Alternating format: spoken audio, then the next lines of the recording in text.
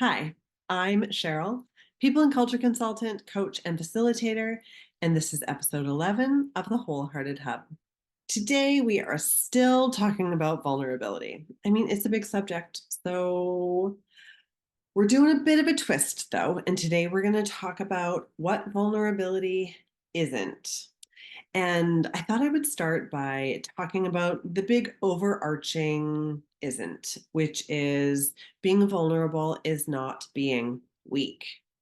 And I'm not going to spend much time on this, but I do want to cover it because this is the only episode that we're doing right now on what vulnerability isn't. And so it was an important one to cover, but not the focus of today's episode. Being vulnerable is not being weak. It takes immense courage to be vulnerable and to walk hand in hand with those things that you fear in the pursuit of the life that you want and having more in that life of the things that you want. The thing that we're going to focus on today is oversharing. Being vulnerable does not mean oversharing. And as you all know, I work with organizations and individuals. And so we're going to talk about an organizational example and an individual example, and then go over 3 prompts to help you identify the difference between vulnerability and an overshare. So let's hop right in. When I say that vulnerability is not oversharing, I don't mean it's not sharing. Sharing oneself with somebody is definitely a vulnerable thing and can be what we're talking about in vulnerability. If you are sharing with somebody in the pursuit of deeper connection and it is aligned with your values, then it may very well be exactly what vulnerability is in your world. Oversharing is more the focus of what we're talking about. So when you are choosing to disclose something with somebody that perhaps isn't the right choice. So let's talk about 2 examples to make it really easy. So an organizational example we're going to use in this situation, we're going to consider that the person in the example is a senior leader, or you're a senior leader, perhaps a CEO, perhaps a SVP, doesn't matter. Doesn't matter what the role is, but you lead people. And so let's say in this hypothetical scenario that maybe you're new in this leadership position, or maybe you're about to go through a challenging time at work and you really want to get your team on board.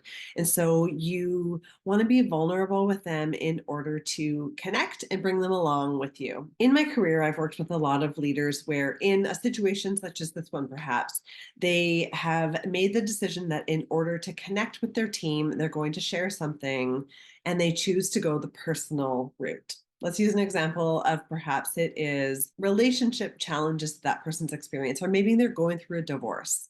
And so they choose to share these intimate details about their life, about the challenges that they're having emotionally with their divorce, or the relationship struggles they are experiencing. There are situations where this would be perfectly appropriate and vulnerable, depending on the relationships that you have with the people on your team, the role that you're in, and multiple other variables that we want to consider. In general, my suggestion is to keep the sharing or the vulnerability that you choose in this context to be within the realm of your professional role as this leader. So perhaps it is the difficult time that you're about to go through. You use that as the opportunity to share a vulnerability. Or maybe it's another scenario that you have personally struggled with in the workplace or in the role as a leader, or something that is more relevant to what it is that you're trying to connect with your team about, but keeping it within the realm of your role. And again, we're talking in general. This is not maybe specific to you depending on the relationships that you have in your workplace. Let's look at an individual example. Perhaps you are an individual, or this person is an individual who is seeking friendship or closer connection. Maybe it's a new friendship or an existing one where they haven't been connected in a while.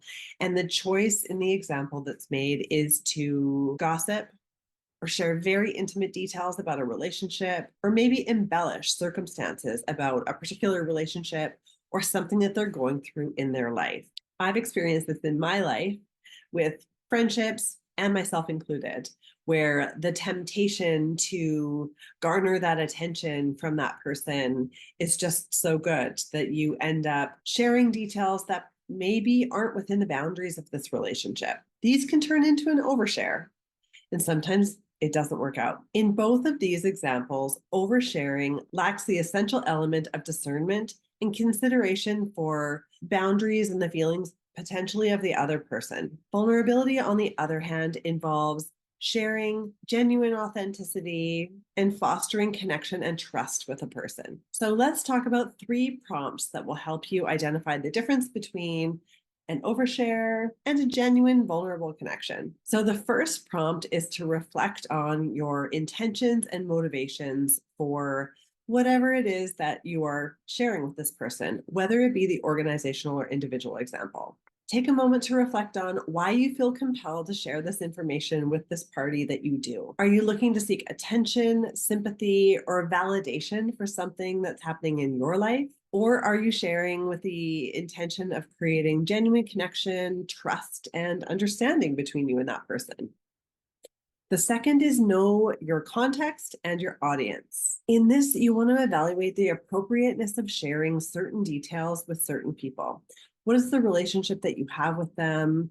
What are the boundaries of what you have shared with them in the past? And what are their comfort levels on what it is that you might be telling them? Is it relevant to the relationship that you have with them? And is it relevant to the circumstances that you're in? Vulnerability involves sharing appropriately within the context of the relationship, while oversharing disregards boundaries and may cause discomfort or confusion between you and somebody else. And the last prompt that I will leave you with is to assess the impact on those relationships. Consider how sharing whatever it is that you're going to share may impact the trust dynamic or just the dynamic in general in the relationship that you have with the individual that you're talking to. Pay attention to verbal and nonverbal cues to gauge their comfort level and your own. Sometimes we have our own cues that we don't even pay attention to. What is their comfort level and what is yours with the information that's being shared?